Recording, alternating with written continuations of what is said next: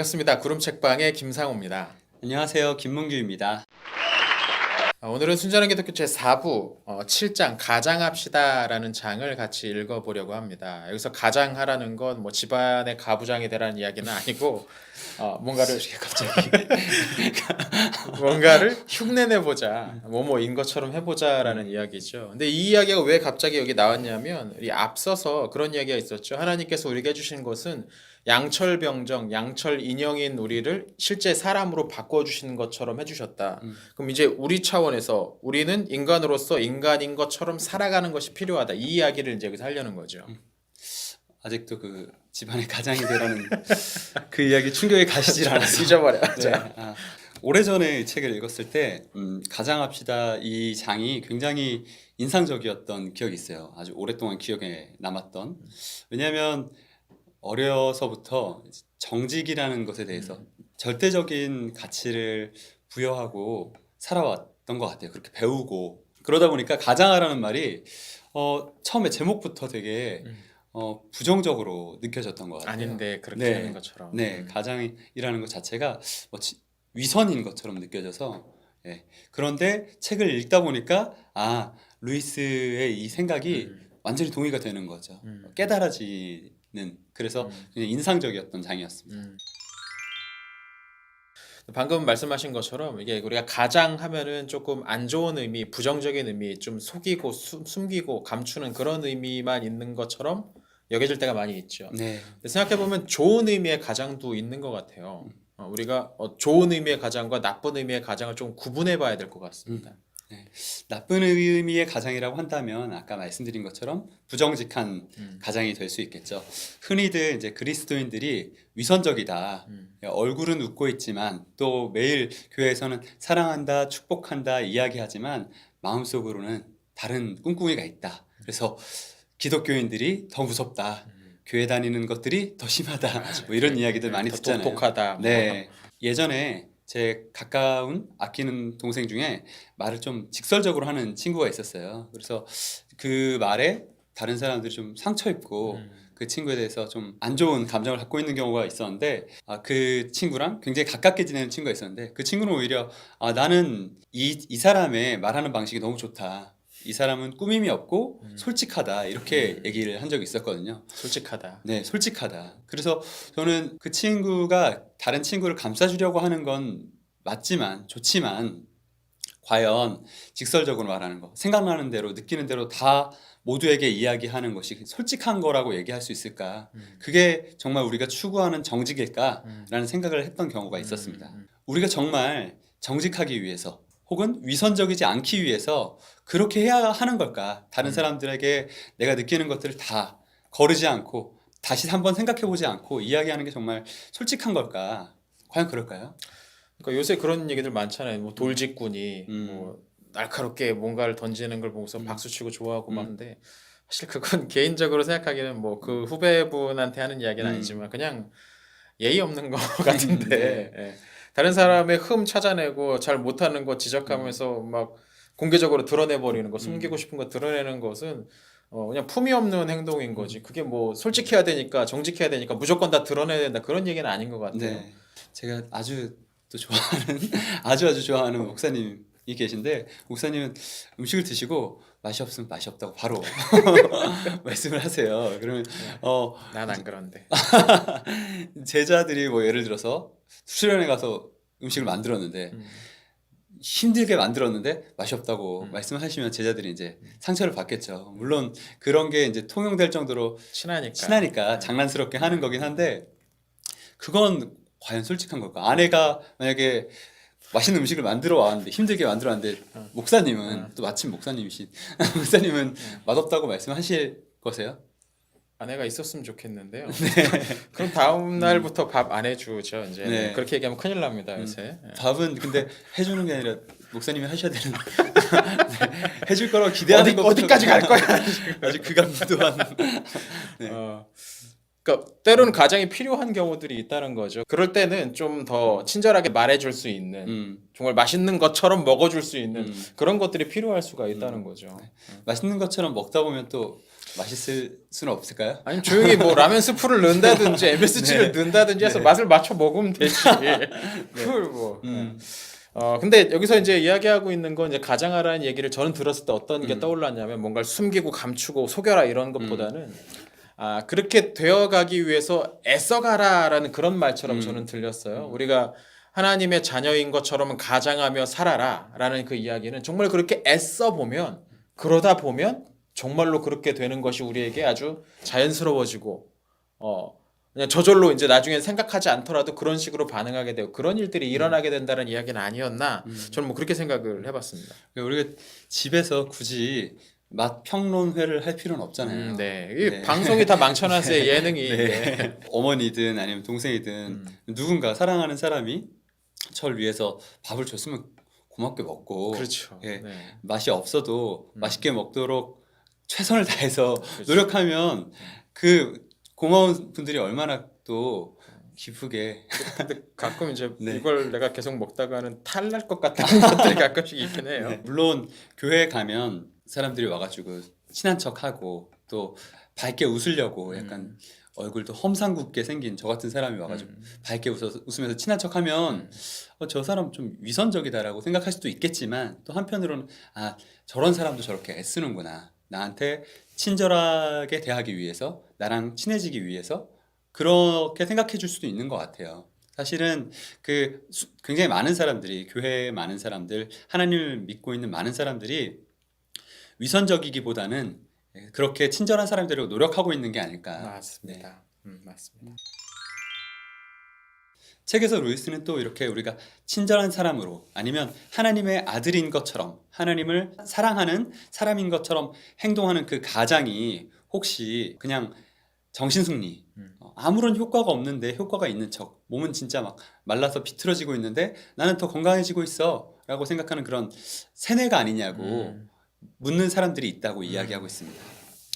근데 많이들 경험해 보셨겠지만 효과가 있죠. 가장하는 것이 효과가 실제로 있습니다. 뭐 많이들 싫어하시는 군대 이야기를 잠깐 떠올려 보면 제가 이제 군목으로 이제 훈련을 받은 그 영천에 있는 삼사관학교에서 이제 훈련을 받았는데 그 기초군사훈련 후반부 이제 끝날 때쯤에 대구 옆에 있는 화산 유격장에서 유격 훈련을 받습니다. 일주일 동안. 가는데 40km, 오는데 40km를 이제 직접 행군을 하거든요. 근데 어디서 저희가 40km를 하루에 이렇게 걷는 걸 해보겠어요. 아무도 안 해봤고 막 다들 겁도 되게 많이 나고 염려도 되게 많이 하고 실제로 뭐 물집도 여러 개 잡히고 먼저 난리도 있었는데 그 힘들게 걷는 과정 가운데서 이제 뭐 군가를 부르고 내지는 이제 구호를 불러 맷중대 뭐 하면서 화이팅 화이팅 화이팅 하면서 이렇게 구호를 외치고 막 이런 것들을 계속 시켜요. 근데 삼자로 있을 때는 저것들 뭐 하는 짓인가라는 생각이 들었는데 실제로 제가 이제 한 20km, 30km 걷고 나서 이제 죽을 것 같고 총도 막 무거워서 막 그 애들 이렇게 막 이러고 있을 때 구호 외치고 막 이렇게 하다 보면은 갑자기 없던 힘이 어디선가 막 솟아나오는 것 같은 그런 느낌이 들었거든요. 군가라는 게 그렇잖아요. 우린 할 수 있다, 뭐 힘내자, 열심히 나가자, 뭐 이런 얘기들인데 그걸 한참 부르고 정말로 그런 것처럼 생각하다 보면 정말로 그렇게 되는 것 같은 그런 경험들이 있습니다. 이 가장이 실제로 효과를 주는 예들이 아주 많이 있겠지만 우리 생활에 가장 밀접한 예 중에 하나는 찬양이라고 저는 생각하는데요. 어떤 날은 예배에 갔을 때 전혀 마음이 준비가 되지 않은 때가 있죠. 찬양부터 보통 시작하는데 입 벌리기도 싫고 찬양 가사 아니면 앞에서 찬양 인도하는 사람들까지 다 위선적으로 보일 때가, 시끄럽게만 네, 저 사람들은 뭐가 좋다고 저러고 있을까, 그럴 때도 있는데 그럴 때 그럼 우리는 어떻게 해야 될까? 그냥 나는 찬양할 기분 아니니까, 마음이 준비되어 있지 않으니까 그냥 찬양 시간을 흘려보내거나 아니면 하는 둥 마는 둥 몇 번 입 벌렸다 닫으면 좋을까? 아니면 그냥 내가 마음이 있는 것처럼 마치 은혜를 너무너무 사모하는 사람인 것처럼 크게 한번 찬양을 불러보면 어떨까? 그 찬양을 아주 사랑하는 사람인 것처럼 찬양 말고 다른 것들은 하나도 생각하지 않고 찬양 가사 하나하나 한 단어 한 단어에 집중하면서 노래를 불러보면 어떻게 될까? 대개의 경우는 그렇게 찬양하는 사람들이 은혜를 받고 그 가사의 진짜 의미를 이제 느끼게 되는 것 같더라고요. 맞아요. 이것이 가장하는 것이 얼마나 효과가 있는지, 보여주는 좋은 예인 것 같고 그렇게 한 번, 두 번 가장하던 사람들은 자연스럽게 찬양하는 사람, 찬양으로 은혜 받는 사람, 찬양으로 다른 사람들에게 은혜를 주는 사람이 되어가는 것 같습니다. 맞아요. 저도 얼마 전에 중등부 수련회를 이제 마쳤는데 아이들 집회하려고 이제 같이 찬양을 앞에서 부르는데 이게 마음이 되게 큰 힘이 되고 뭐 그러기도 하더라고요. 루이스는 이것이 이제 단순히 그냥 뭐 구호 외치고 가장하는 척하면은 어디선가 튀어나오는 거 우리 안에서 뭔가 있는 게 끌어내는 것 차원만 이야기하는 것이 아니고 조금 더 나아가죠. 실제로 우리가 이제 예수 그리스도처럼 하나님의 자녀인 척 하려고 가장할 때 애쓸 때 실제로 그리스도께서 우리 곁에 오셔서 우리에게 힘을 불어넣어 주신다라고 이야기를 합니다. 때로 뭐 이 힘을 불어넣어 주고 우리에게 은혜를 주시는 게 뭐 어떤 신비한 찬양하고 기도할 때 뭔가 채워지는 듯한 느낌이기도 하고 또는 어떤 사람을 통해서 우리에게 어떤 힘을 채워주시기도 하고 실제로 가장하려고 애쓰는 사람들의 삶은 그렇게 하나님이 지속적으로 우리가 그렇게 될 수 있도록 채워주시는 그런 일들로 채워지는 것 같아요. 정말 하나님이 필요한 사람, 예수님이 너무너무 필요한 사람처럼 생각하고 말하고 행동하다 보면 어느 순간 나도 모르게 예수님을 더 간절히 원하게 되고 그런 사람들은 하나님께서 외면하시지 않는다고 약속하셨죠. 네, 그런 일들이 실제로 일어나고 있습니다. 그런데 우리가 이렇게 좀 하나님의 아들이라고 하나님을 정말 사랑하고 예수님이 너무 필요한 사람이라고 가장하려고 할 때 부딪히게 되는 몇 개의 난관들이 있는 것 같습니다. 첫 번째로는 하나님 아버지라고 부르고 기도하려고 할 때 정말 내가 하나님을 아버지라고 부를 만큼 자격이 있는 사람인가? 나는 방금 전에 동생하고 싸우고 왔고 또 방금 전에 주차 잘못해서 동네 주민들한테 화를 내고 왔는데 내가 하나님을 아버지라고 부를 자격이 있는 사람인가? 이런 난관에 맞닥뜨리게 되는 거죠. 근데 루이스는 그럴 때 자기가 화낸 그 마을 주민에게 사과하고 오라고 동생에게 카톡을 잘 보내고 다시 기도하라고 이야기하고 있고 또 그때 발견하는 내 모습이 진짜라고 이야기하고 있습니다. 루이스가 이제 이 책에서 아주 유명한 이야기를 하는데 한밤중에 이제 갑자기 지하실 문을 딱 열었을 때 생쥐들이 막 갑자기 싹 사라져 버리잖아요. 근데 우리가 그런 일들에 딱 접했을 때 막 튀어나와 있는 것들 그게 진짜 우리 모습이라는 거죠. 그동안 흉내내고 있었던 것이고 진짜 모습은 갑자기 딱 들어갔을 때 그런 위기의 상황일 때 그럴 때 드러나게 된다는 거죠. 그렇죠. 이 불 켰을 때 깨끗한 지하실이 사실은 구석구석에 쥐가 바글바글한 그 지하실이 깨끗한 지하실이라고 그렇지. 생각할 사람 우린 누가 그렇게 있겠어요. 생각하고 있었다는 네. 거고. 그런데 사실 그 지하실에는 아무도 보이지 않는 불만 끄면 막 다 나와서 활개치는 그 쥐들이 널려 있었다는 거죠. 그렇죠. 우리가 예수님을 닮으려고 가장할 때 우리가 어떤 존재인지를 확 그렇게 이제 보게 되는 것 같습니다. 또 한 가지 루이스가 여기서 이제 중요한 이야기를 한 가지 더 하고 있는데 무엇이냐면 우리가 주님을 그렇게 닮으려고 가장하고 있는 동안 실제로 진짜로 가장하고 계시는 분은 하나님이시다. 무슨 말이냐면 하나님이야말로 아들 같지 않은 자녀 같지 않은 우리들을 그분의 자녀인 것처럼 가장하시고 사랑하시고 은혜를 베풀어 주고 계시는 분이다. 이 이야기를 이제 여기서 하고 있습니다. 네, 이 부분이 저한테 굉장히 큰 도전을 줬던 것 같아요. 하나님이 가장하신다고? 하나님이 왜 가장하시죠? 하나님은 가장하실 필요가 없는 분이신데 뭘 위해서 가장하실까?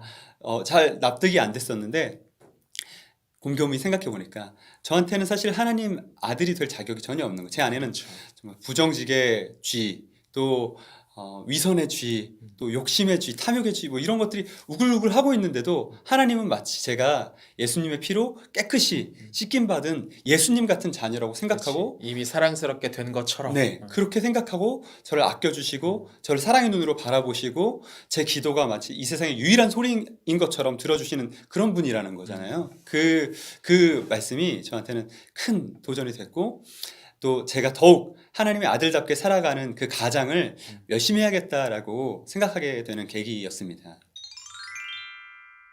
어떤 소질을 실제로 기르려면 그 소질이 벌써 생긴 양 행동해야 하는 경우가 아주 많습니다.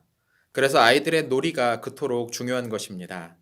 아이들은 군인놀이, 가게놀이 등을 하면서 어른 행세를 합니다. 그 가운데 근육이 단단해지고 이해력이 늘어남으로써 이 어른 흉내는 아이들의 본격적인 성장을 돕게 되지요. 오늘은 순전한 기독교 4부 우리 7장 가장합시다 라는 이야기를 같이 나눠 보았습니다. 이제 얼마 안 남았네요. 마지막까지 꼭 잘 구독해 주시기 부탁드립니다. 감사합니다.